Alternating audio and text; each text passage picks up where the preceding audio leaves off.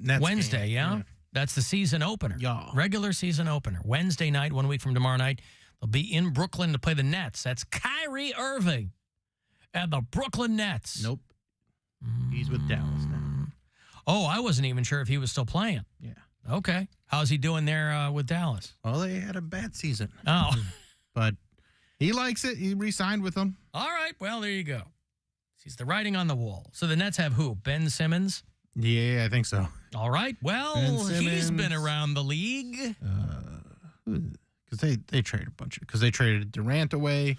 Yeah. I think they got Dinwiddie. Spencer Dinwiddie. Yeah. All right. Well, there you go. So Cavs, Nets, 1 week from tomorrow night. And then, of course, a week from Friday is the home opener when they will be here at the Romo Fijo to host the Oklahoma City Thunder. Bill, of course, is a Chargers fan. Lightning bolts all the way. What do they say? Bolt up. Did you see the girl who went viral? She went from ecstasy to agony in she was a very short period of time. She was the best thing about that game for me because she was very entertaining to watch her excitement and then her depression. And, you know, as much as I'm trying to be a Chargers fan, I don't, my heart's not that in it. So, like, when they lose, I'm like, it doesn't hurt like when the Browns would lose. Yeah, sure. I'm more desensitized to it. But I do have a friend that's a Raiders fan that really likes to, she knows about the situation, so she likes to really twist the knife when things like last night happen. Well, by the time they hit almost the end of the game, the Cowboys and Chargers were tied at 17, and the Cowboys ended up pulling ahead. I don't know why I thought this woman was a player's mom. Maybe because I've never seen anyone that excited over the Chargers. But there's a lot of conspiracy theories that this is their way of trying to get people to cheer for the Chargers more because they have the absolute basement of a fan base. Yeah, because they pulled them out of San Diego. Right. That's where the fans were. I still don't understand that decision. I don't either. It's more billionaire hubris, right? It's just an owner going, hey, give me what I want or I'll move the team. And not caring that LA already had a football team that not that many people cared about. It is, out of any two football team market, LA ain't it. But this woman, if you watched last night, even Troy Aikman and Joe Buck were talking about her on camera.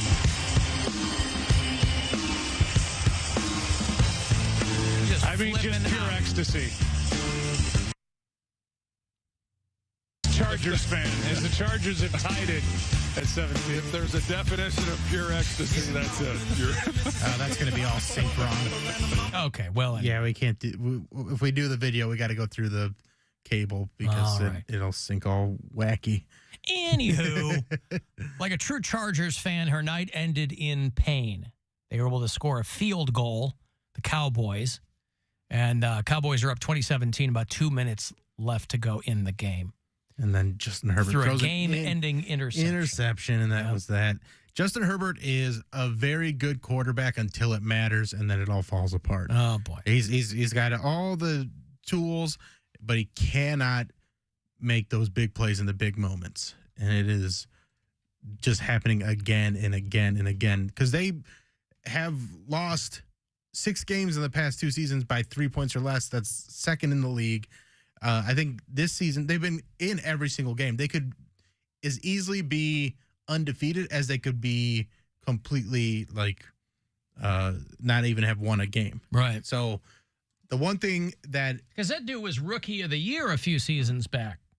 I think Joe Burrow might have been, but he was good. He's been very good. Maybe he was, but he's a very good statistical quarterback. But when it comes down to crunch time, he just cannot get it done, and that's you got to be good more than anything. You got to be good in a pinch. You got to be clutch. Yeah, that's what made Tom Brady's careers in those big moments.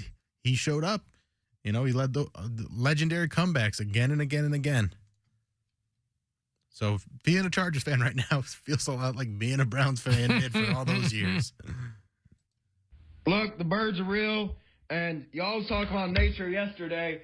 I just want to say I got a park across the street from my house, and there's like a hawk there, right? It's a hawk, not like a hawk. It is a hawk, and not the gay bar, a real hawk. And it's like a teenager, and I just be watching this thing. It's majestical.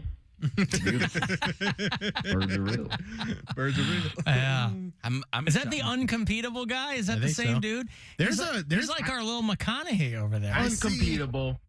I see a bald eagle flying outside of my window all the time. And you know what's awesome about that? I'm in my house. Oh, yeah. So I'm in my house, but I get to enjoy nature from inside my house. That's the best way for me to enjoy nature. Looking at the lake, seeing some cool birds that are, you know, real according to this guy.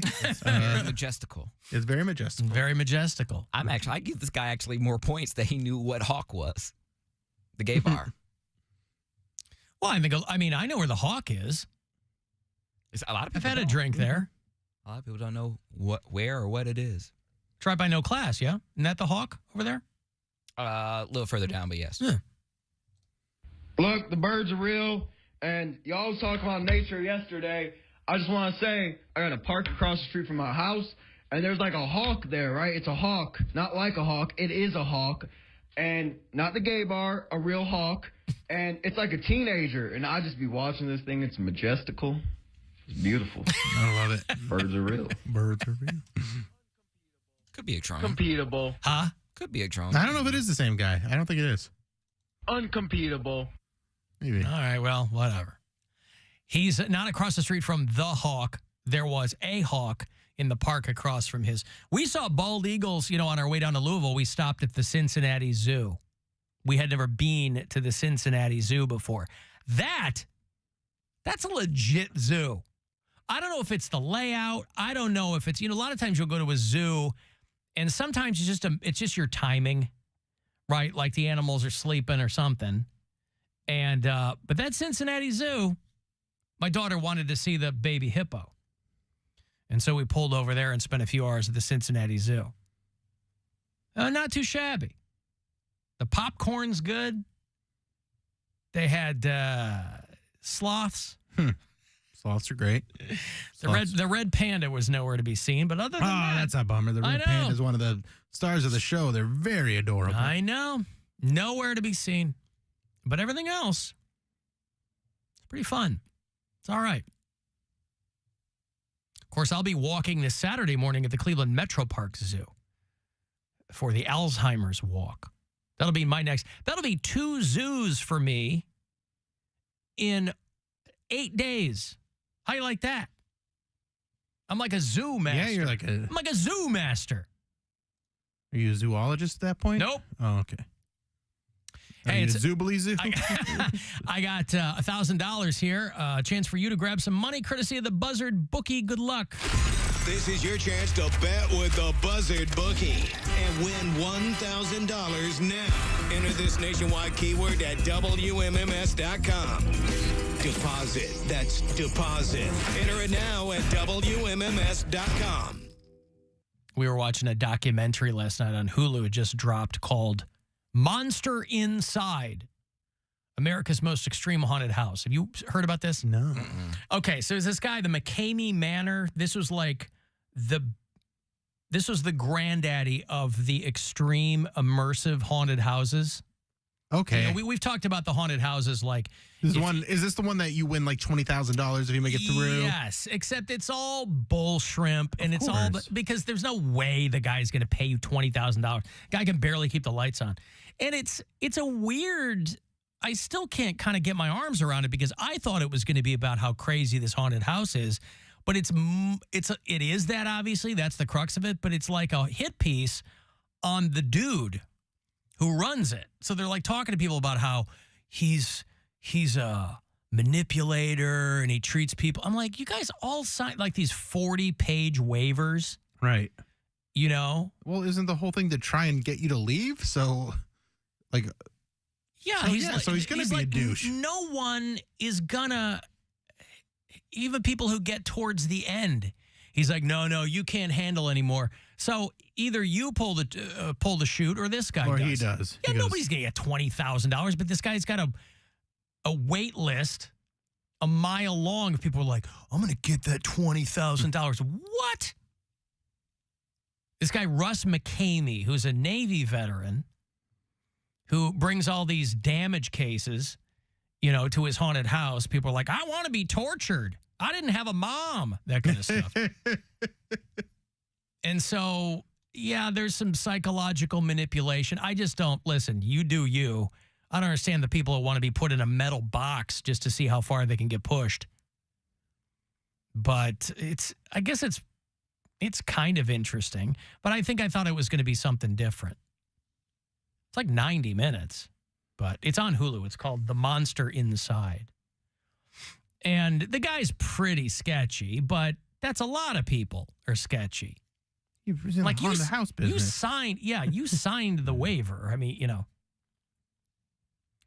they talked to a woman who was like a lawyer for Guantanamo Bay, and she's like, they can't be expected to sign a waiver that's 40 pages because there's going to be stuff in there that you couldn't possibly consent to, and So he started the thing in San Diego, but then once word got out, he got really big on like YouTube, and once the locals didn't like it so much, so he'd pick up stakes and move it somewhere else. He'd go to Tennessee or Alabama. They're like, so far, nobody's gotten the $20,000 prize. Yeah. Of course not. No joke. They're not going to give you that money. Guy didn't have 20 grand. But I guess it's interesting for people who are,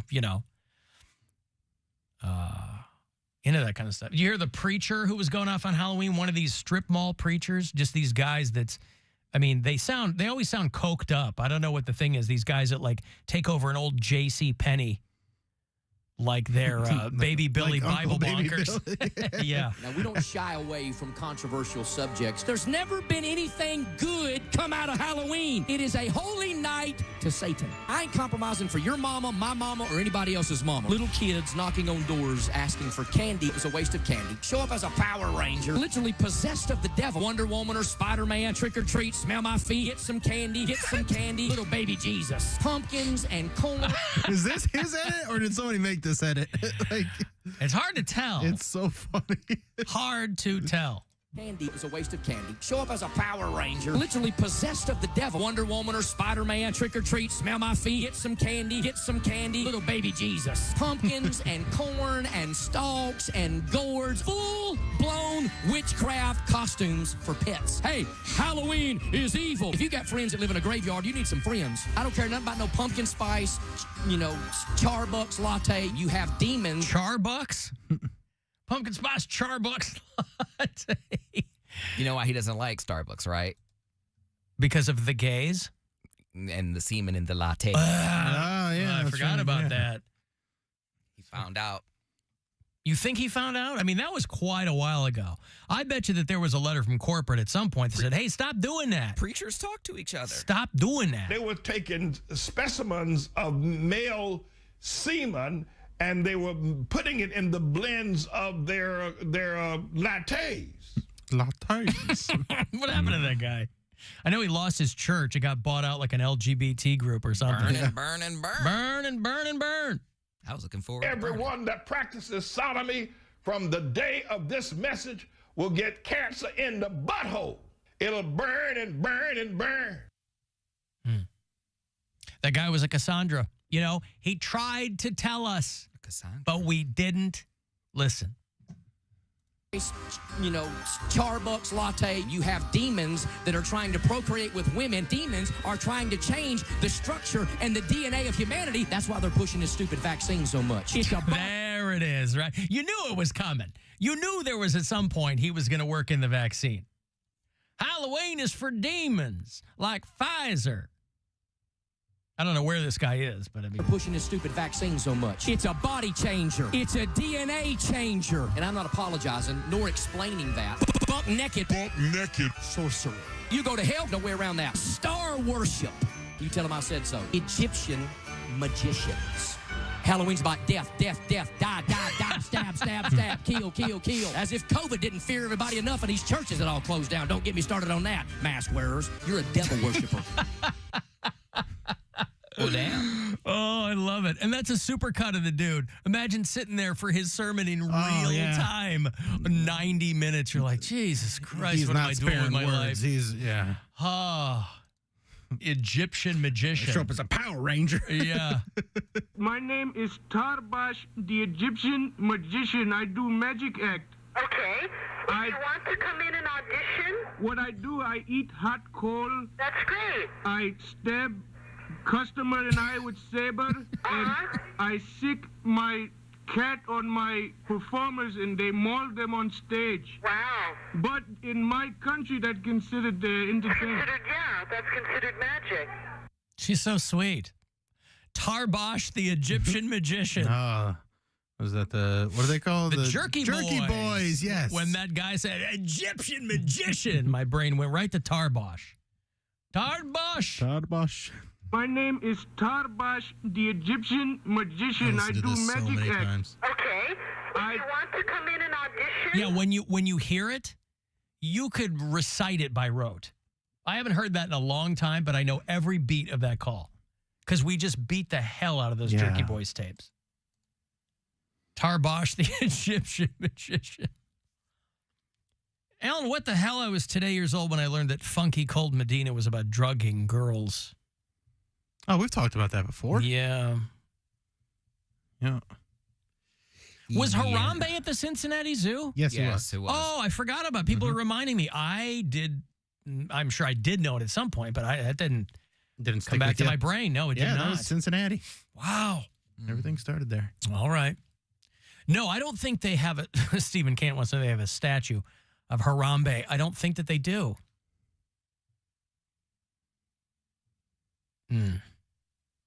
I delivered pizza once to the Hawk, and I confused it with the Crowbar.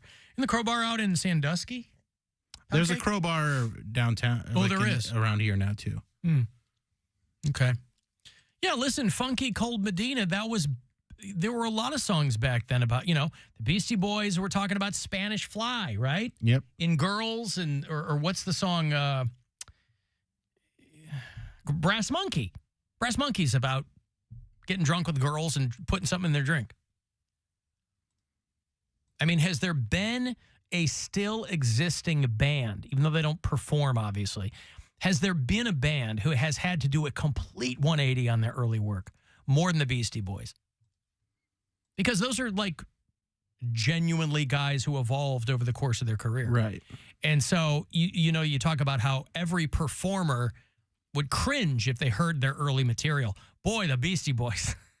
A lot of cringe. They're like, there. oh my God, what were we doing? But that's what it was then. Different times. Yeah, that's right. I mean, Eminem has some of that because of all the homophobic and anger and stuff in that. So I think he's evolved a lot. I think he feels differently now.